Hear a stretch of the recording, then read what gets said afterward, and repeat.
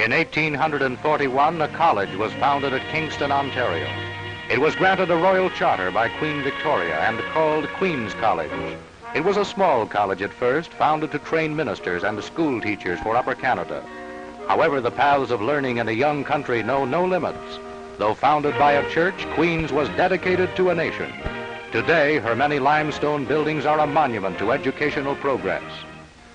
Enter the callow freshman with shining face and marveling eye and a keen surmise about the future. 4 years lie ahead, perhaps the most important of his life. Opportunity is all about him. It is his to select his destiny.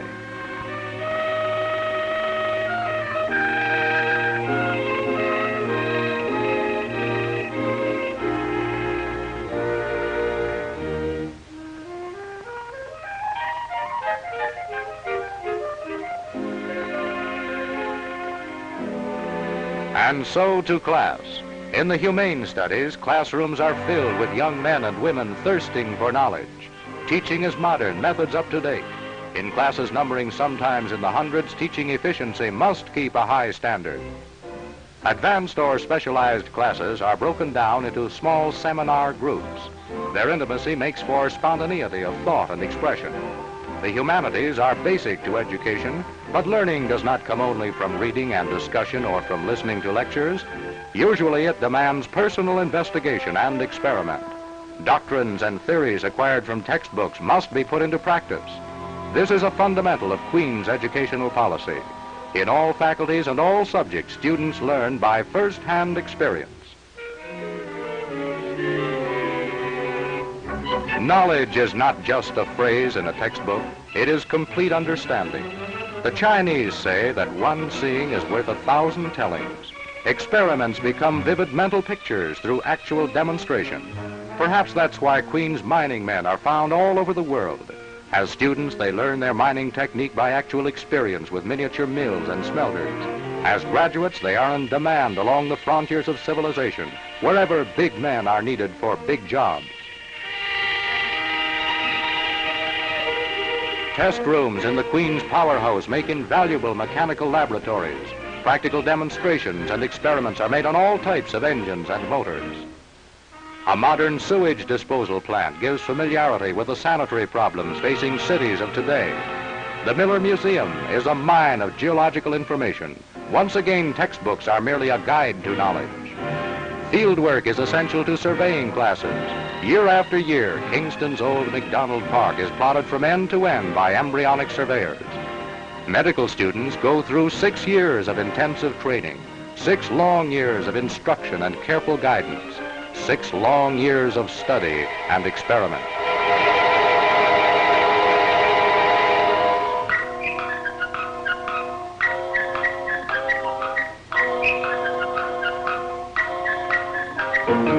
Operating experience is gained in the well-equipped Kingston hospitals. Technique and methods are closely studied. The bedside clinic is an important part of medical training. Doctors trace case histories and discuss methods of treatment. In all departments, research workers and graduate students are constantly seeking to add to the fund of existing knowledge.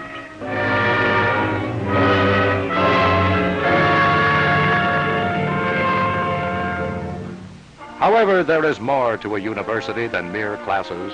The library is not only a quiet place to study, but a storehouse of accumulated knowledge. Nearly 200,000 volumes lie waiting to be explored by inquiring minds, and music lovers have their own library of symphonic recordings.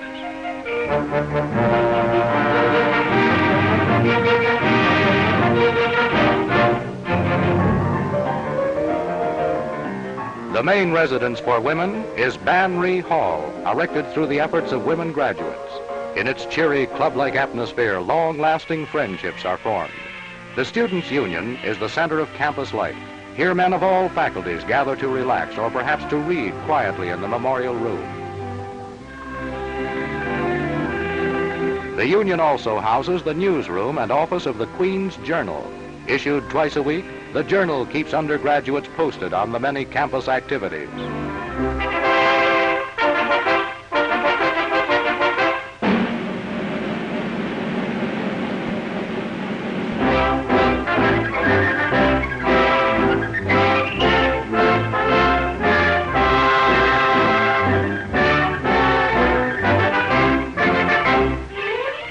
There's a spirit of fellowship and close cooperation between students and faculty.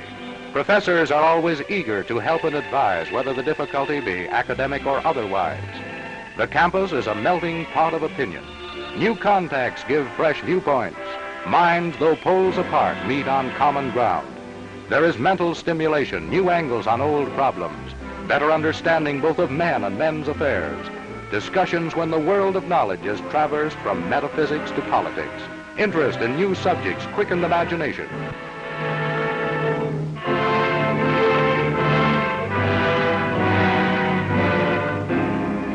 Through the university's own radio station, members of the faculty speak to a wide audience. In this and in other ways, Queens plays a significant part in adult education. In world affairs, too, Queens plays her part. At a recent Queens convocation, the President of the United States made a statement of international significance. I give to you assurance that the people of the United States will not stand idly by if domination of Canadian soil is threatened by any other empire.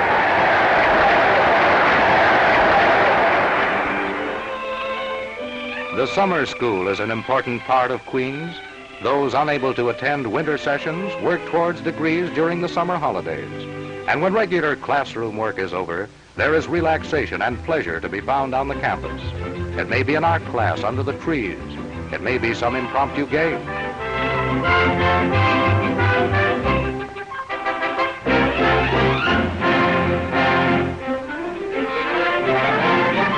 Throughout the session, athletics form an important part of student life. There are sports and games to suit every taste.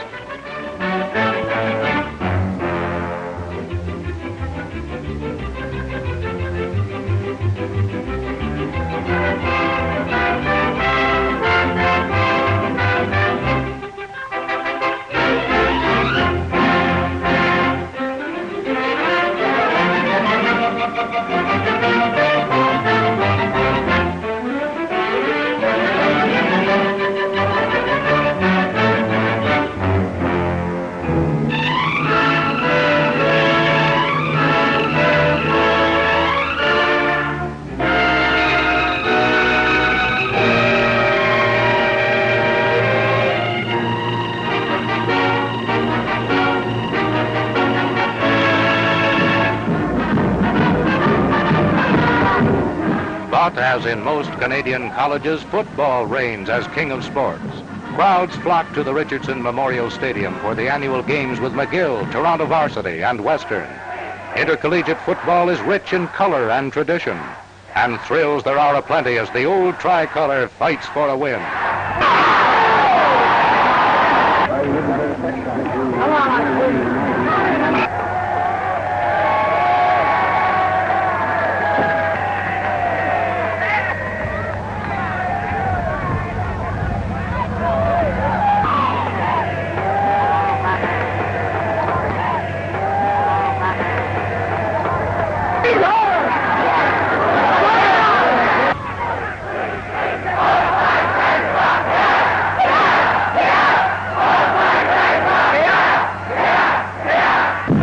Football games mean reunion time to graduates.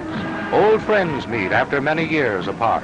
There is much to talk about: families, jobs, old classmates, college reminiscences. These meetings are usually gay and animated, but they have their serious side too. The solemnity of a class memorial chapel service releases a flood of memories of days long gone by.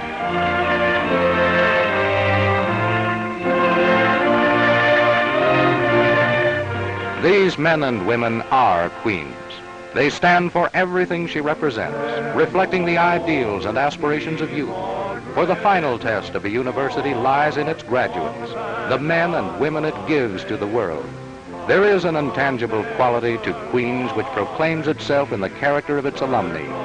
In large measure, this is due to the men who compose the faculty. Theirs is important work, and well done.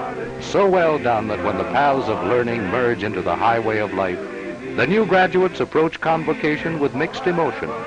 They are confident, well prepared, and eager to face life, and yet they are leaving behind them their happiest years. Glory, glory, glory,